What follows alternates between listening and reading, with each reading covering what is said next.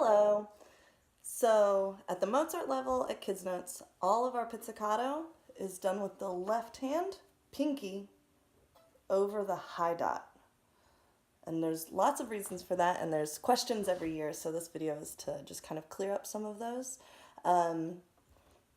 The main reason that we do this is because developing the pizzicato with the left hand over the high dot actually develops the perfect hand and wrist shape that we want to encourage later when we get down into first position.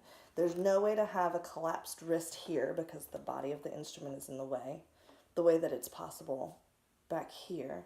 And using the pinky means that all the other fingers are also curved over the fingerboard in a beautiful shape. That's exactly what we want to encourage later.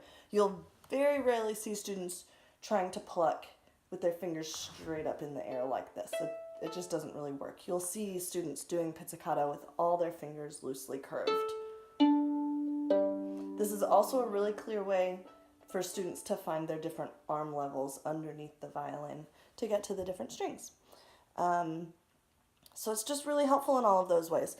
We will be using the Magic X, which we talked about in a different video, to take that hand shape and just kind of slide up and down and eventually slide back and live here in first position. And if this is well established over the high dot, then this should be a pretty easy transfer for the students, which is really good.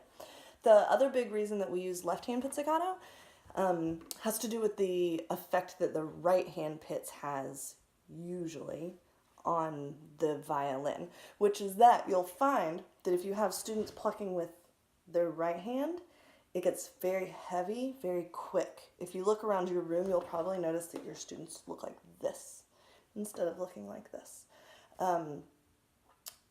So the weighing down the instrument is just a problem. You'll also notice, though, if you have students doing left-hand pizzicato but supporting their instrument with their hand, they'll probably also be droopy. It's really important that the bow hand is down at their side.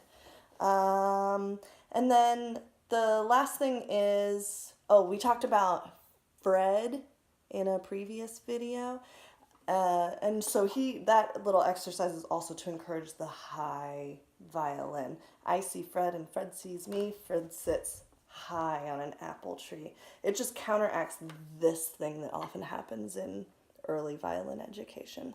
So that's it. I hope that answers most of your questions. Thank you.